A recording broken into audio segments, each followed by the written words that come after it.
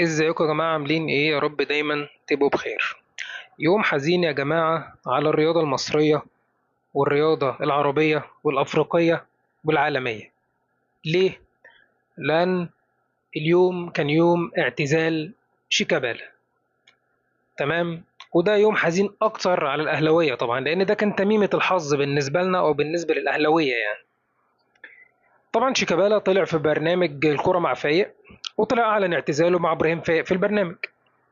طبعا اتكلموا في حاجات كتير جدا. من ابرز الكلام اللي اتقال او من ابرز التصريحات بتاعت شيكابالا قال لك ايه بقى؟ شيكابالا بقول لك من سنه قلت لك يا ابراهيم لما اعتزل هسلم الرايه لزيزو، ودلوقتي هو مش موجود وده اللي زعلني قوي من زيزو. كنا قريبين من بعض وكذا مره كان هيمشي ويكلمني واكلم الناس واقول لهم زيزو لازم يكمل.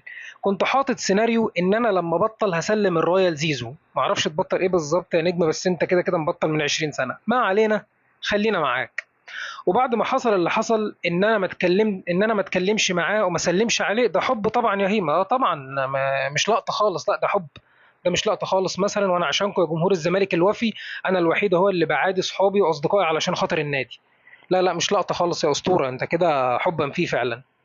وده مزعلني جدا على فكره، ده عشره عمر. بتمنى له كل التوفيق بعد القرار اللي اخده، بس انا زعلت. ما تزعل يا اسطوره، ايه المشكله؟ يعني انت تزعل من واحد شاف مصلحته فين، وشاف الصح ليه فين، وشاف الافضل بكل المقاييس ليه فين، ونادي تاني بهدله والراجل عايز فلوس معينه ولنفترض ما خلاص انتوا مش قادرين تدفعوها، خلص الموضوع. اللي اكتشفناه بعد كمان لما زيزو مشي ان انتوا كمان واخدين منه اكتر من 70 مليون جنيه مستحقات، والراجل لما طلع اتكلم قال لك انا عمري ما خدت فلوسي في ميعادها، يعني كمان كان بيصبر عليكم في فلوس.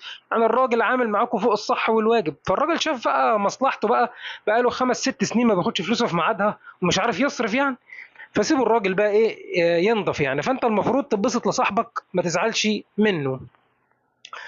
تمام. شيكابالا بيقول لك انا كنت عايز اسلم الرايه لزيزو يعني بعد اعتزالي وكده يعني. يذكر ان معلومه على الهامش كده يعني، بعد ربع قرن لعب في كرة القدم شيكابالا سجل 8 أهداف بس يا جماعة في دوري الأبطال. أنتم متخيلين؟ 25 سنة لعب سجل 8 أهداف فقط في مواسم دوري الأبطال.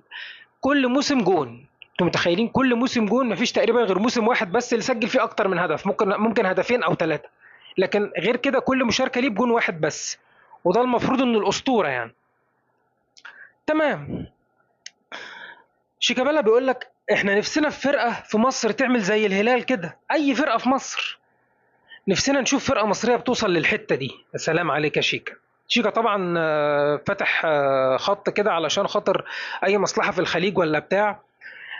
لأن طبعا زي ما عرفتوا أو اللي ما عرفش طبعا لازم يعرف إن شيكابالا يا جماعة مضى عقد دايم مع قناة ام بي سي ومع إبراهيم فايق إنه هيبقى محلل في القناة.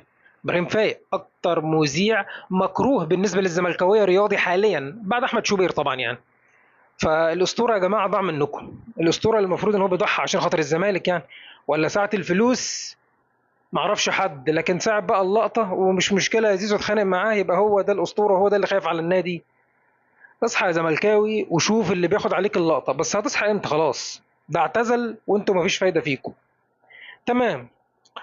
مهندس ممدوح عباس اتصل على البرنامج واتكلم مع ابراهيم، بيقول محمود شيكابالا ده زي ابني ودايما كان مهتم بان اسمه دايما كان متهم بان اسمه محمود ممدوح عباس. يا سلام، هذا الرجل خلوق وخساره للكره المصريه. لا صادق يا باشمهندس، صادق الصراحه. وما جاش في ذهنك حاجه يعني او ذهن اي حد حاجه ان الناس بتقول عليه زي ابنك يعني؟ ما جاش في ذهنك اي حاجه مثلا هو ليه متقرب ليك قوي كده يعني؟ ما علينا يعني. بس هو مش خلوق ولا حاجه ولا خساره الكره المصريه، بالعكس يعني الكره المصريه هتبدا تتعدل، وممكن الزمالك كمان هيبدا يتظبط ويتعدل يعني. شيكابالا طبعا لازم يرد المجامله. بيقول لك ممدوح عباس عمره ما اتدخل في حاجه ولا قال انه رئيس الزمالك. يا سلام، ولا كان بيدير ولا اي حاجه. صح فعلا، انت صادق برضه يعني، ما ينفعش نتهم الراجل يعني اتهام زي ده. في نكته تانية يا جماعه حصلت في الحلقه برضه. ابراهيم فايق كده اتصل على عبد الله السعيد كده بيدردش معاه، فبيقول له ايه، هتقعد السنه دي في الزمالك بقى؟ ما هو خلاص شيكابالا اعتزل يعني. عبد الله السعيد قال، راح ضحك وقال له انا قاعد على البحر. طبعا دي كوميديا متناهيه طبعا. عبد الله السعيد يعني يا جماعه زي ما انتم عارفين، يعني عبد الله السعيد زمانه مضى مع نادي تاني اصلا، سيراميكا بقى ولا ماضي مع زد ولا نادي خليج الله اعلم. يعني الناس اللي بيدفع فلوس دي ما هو معروف ديته يا عبد الله السعيد من زمان يعني، مش هيقعد معاك لسواد عيونك يعني. طبيعه الحال دي حاجه من الحاجات الكوميديه يعني. تعالوا نشوف بقى البيدجات الزملكاويه الكبيره تداولت ازاي المقابله اللي حصلت مع شيكابالا. ايطاليا زملكاوي بتقول لك ليه ابراهيم فايق واحد واخد حكم رسمي انه تلاعب في مقطع صوتي عشان يعمل حمله ضد الزمالك تقوم طالع معاه؟ طبعا ده ما حصلش، دي عالم بتتبلى على اي حد في الدنيا بيثير الفتنه وخلاص، لكن ده ما حصلش طبعا يعني. والراجل ما يثبتش عليه الكلام ده خالص، هو اللي يثبت عليه ان هو بس سجل من غير اذن او طلع التسجيل بس من غير اذن، لكن التسجيل حقيقي وكل حاجه حقيقيه يعني، فبلاش نضحك على بعض. المهم نكمل. هو ده رد الفعل اللي بيتاخد مع اللي بيهدوا في الزمالك؟ ابراهيم فايق بيهد في الزمالك دي مش تكهنات، ده حكم رسمي. يا سلام، خطأ غريب من قائد الزمالك التاريخي، الله عليك يا ابني. شوف مش قادر يغلط فيه، لان لو غلط في شيكا طبعا هيطلع مسرح من صفحات الاهلي ويقول لك شوف بتغلطوا في الاسطوره بتاعكم، فطبعا مش قادر يغلط فيه. حتى لو اي حد عادي تاني كانوا سلخوه طبعا يعني. فادي دي بيدج ايطاليان زملكاوي. بيدج المختلط بقى يا جماعه تناولت الموضوع بطريقه غريبه شويه ومختلفه. ازاي؟ عملت كتبت بوست كده انه حوار مثلا، المفروض ان ابراهيم فايق بيسال هتسلم الرايه لمين، شيكا بيرد يقول لجمهور الزمالك. فايق مش هتسلمها اللاعب، شيكا قال له انا قلت لك قبل كده هسلمها لمين. المهم يعني زي نظام حوار رايح جاي. فطبعا صفحه المختلط عملت الحوار ازاي بقى، كتبت ان اللي بيسال اسمه المزور واللي بيرد شيكا. يا سلام، يعني ابراهيم فايق المزور؟ طب ما هو شيكا الاسطوره طالع معاه مع المزور اللي بيهد في النادي ومضى معاه عقد رسمي خلاص مدى الحياه، هيفضل شغال في القناه ومع المزور. تقدر تقول حاجه على شيكا؟ لا ما نقدرش، لو قلنا حاجه هنطلع مسرح من الاهلي وجماهير الاهلي وهيمسكوا الكلمه ويقولوا انتوا بتغلطوا في الاسطوره بتاعتكم وهيبهدلونا، فهنحط جزمه في بقنا بقى ونسكت علشان خاطر ايه؟ ده الاسطوره هنفضل نطبل له خلاص، واعتزلت في قمه مجدك ومعرفش ايه. طبعا الكلام كله رايح للناس اللي هم الزملكاويه اللي غير محترمين. المحترمين على عيني وعلى راسي، للمره المليون قلت في كل الفيديوهات اللي عملتها قبل كده، المحترم على عيني وعلى راسي، انا بتكلم على الغير محترم. شكرا انكم سمعتوني، سلام عليكم.